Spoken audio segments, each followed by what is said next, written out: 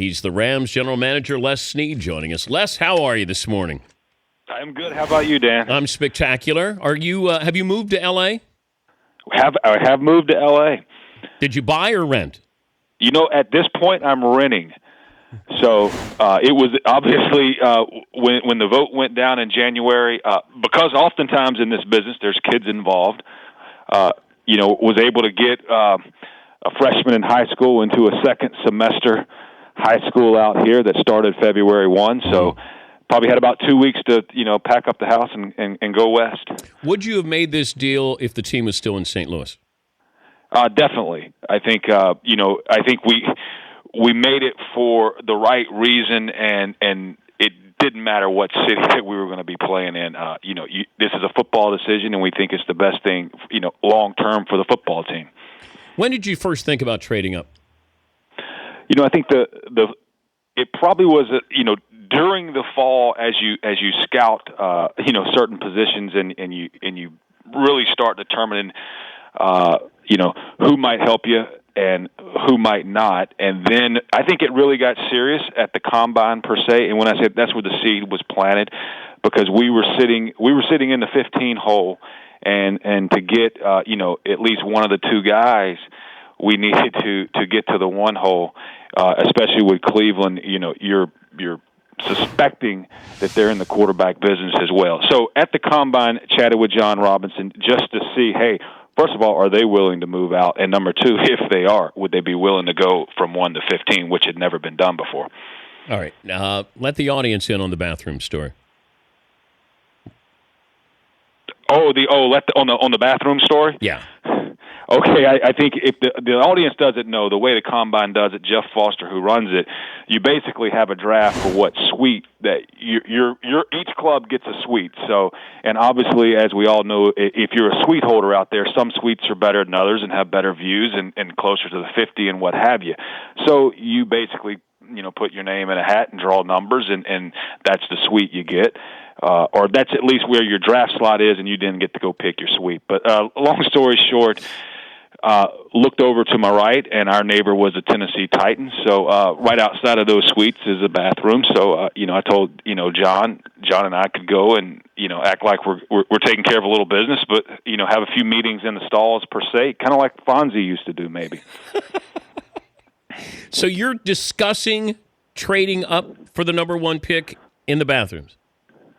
Well, I would tell you this, that was probably where it first started, but really right outside the restroom. You go in and do your business, and then you come out. And a lot of people do that because the way the dome is there in Indy, each suite doesn't have a restroom. There's a large restroom. So, there's a lot of clubs going in and out, and usually after you wash your hands and all of that, you come out, and in the hallways you may catch up with old buddies. So it was nothing that was going to be too obvious, so it's something that happens all the time. But it seems like it was under, like a clandestine meeting here. Couldn't you just talk out in the open, or, what was the concern there? Oh, no, there was no concern. I think I just brought up that story in that's kind of where it took place. And there was a couple of times where I went over and actually, visited with John right outside of his suite, or maybe even in it, because in those suites, each team kind of brings in food and snacks, and we share snacks, what have you, all the time. So it was nothing clandestine. I think the point of the discussion was to really find out, hey, would they be willing? And if so, would 15 be an option for them? All right, the Titans get 15, 45, 43, 76, first, third-round picks next year in exchange for a 113, and 190. How does this compare to the other deal that I think you were on the job for a month when you got those picks in exchange for the Redskins to be able to trade for RG3? I think it's very similar, and I feel like at this point in time, we've been able to wear both pairs of shoes.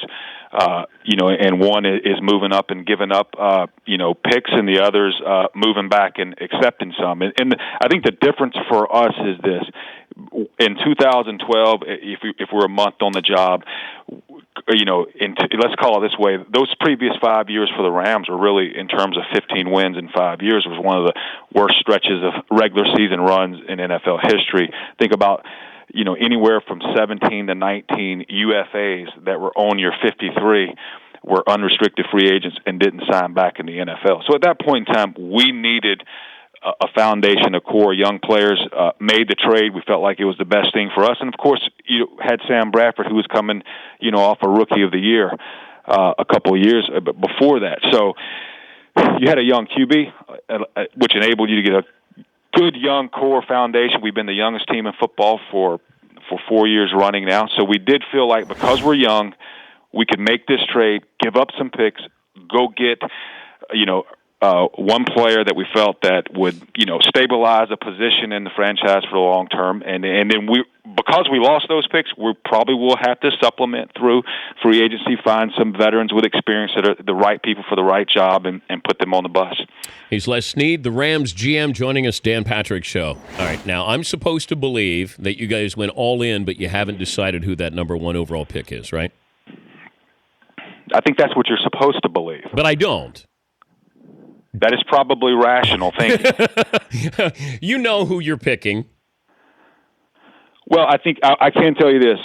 We have a leader in the clubhouse, obviously, but I do think when you make a move of this magnitude, which was nice for us, we did feel like there was 2 players. We did determine that. We feel like there's 2 players worthy of picking there, and I think that's important to know. And yes, there's a leader in the clubhouse, but we still have, over 10 days before the draft, I believe. So not much can happen in that time, but a few things can happen, and you want to go really, really, I call it cross your T's, dot your I's, and put your period on the sentence. But I think, you're rational, but I do think that there's really no reason for us to let that be known at this point. Has the commissioner asked you not to release that information to build up some hype for the draft? Oh, he has not. He has not. I have not gotten a call from Roger, so that would be, if that's out there, that's not true, and so we'll go up. But I think I did make that comment in the initial press conference that I do think it would be good for the networks if that's true. There is real suspense in that first 10 or so minutes. Does one of these quarterbacks know? Have you already told either Jared Goff or Carson Wentz they will be the number 1 pick? We have not told either of those players that they will be the number 1 pick. So I think what's awesome is in our head coach has been through this as a player. He has always said there's a few moments in life that you'll always remember, and however many you have, whether it's 5 or 10. But Jeff always says if you're a player and you want to play in the NFL or whatever sport, there's nothing like that phone call you get when the phone finally rings and there's a team on the other line, and heck, the beginning of your journey begins, and the dream you've been trying to achieve begins. Will you bring 2 different jerseys to the draft? That's a good question. We're in. Obviously, we've relocated, so there's a lot of check boxes to check. I'm going to add that one to the checklist for sure. I didn't have that on the checklist, but you just helped me out, Dan. Now, you said that you didn't tell either of these quarterbacks. No, I didn't. I left out everybody else. So are you taking a quarterback number 1? Will you at least acknowledge that?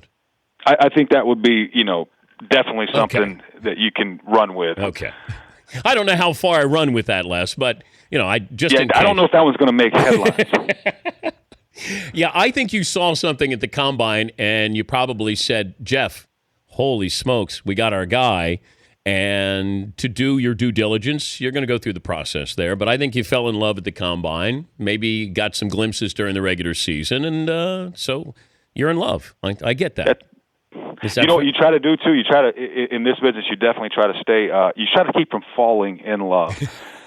You try to keep it, I would say at a rational pace so you can make good, sound decisions. But yes, and I do think this, it's like you said, it's a process. It's more than the Combine. If you're going to ever fall in love with a player, a lot of times you're going to fall in love with that player over what he's done on the football field against real competitions with, 11 defenders trying to defend him more than you are at the Combine. But I can tell you this too, right after that Combine, we went and did, private workouts with those 2 young men real quickly after the Combine because we knew they were in throwing shape and all of that. And we would probably be better, suited to get a glimpse up close and personal more than, hey, hanging out in the stands of the of the dome there, and make that decision. You have to fight off falling in love, though, right? Because you can look at something and say, "Oh my God!" Like we've all done that. Like there's a impulsive, whatever trait to us, characteristic. Did you have to fight that? Like this may be too good to be true, or we can't fall in love like this, Jeff? Well, I think you when you sit in this chair or in Jeff's chair, we always talk about the object's not to fall in love, and if you're picking, let's say you're not picking at one, let's say you're picking somewhere else, even if it's fifth in the draft, and I don't know why I picked that number, but just because this is the 2016 draft and you're picking fifth, there's not just one player on the planet who is perfect for the 5 hole. There's usually probably 2 or 3 players that are at the same level of talent. Maybe not, but oftentimes there is. And then the farther you go back, there's more players. So you want to always be able to have options, because you might have a team want to come up, and you can get more picks to move back, and not falling in love is a big part of that. But are you open to a trade at number 1? I think at this point we're not. Okay. We made the decision. This is what we wanted to do. This is what we felt was best for the organization right now, and we're going to move forward. All right. Before I let you go, and this is why I wanted to have you on, how realistic was Kevin Costner's role in the movie Draft Day? You know what? Here's what's interesting. And I'm embarrassed to say this. I have not seen Draft Day. Well, you've lived it. I've lived it, and it's so close to home. Sometimes I don't like watching movies that you live. Now, my wife, who has been in the media business, watched the movie, and she said, you know what, there is some elements of reality in that, but like Hollywood does, each element that is actually probably reality is drama on steroids. So very similar, but I can tell you from listening to her that each situation is probably not that dramatic in real life. Well, have fun over the next few days there, Les. We appreciate your time. Thanks for joining us. You're welcome. Thanks for having me. All right, Les Snead, Rams GM. The Dan Patrick Show, weekday mornings on Audience.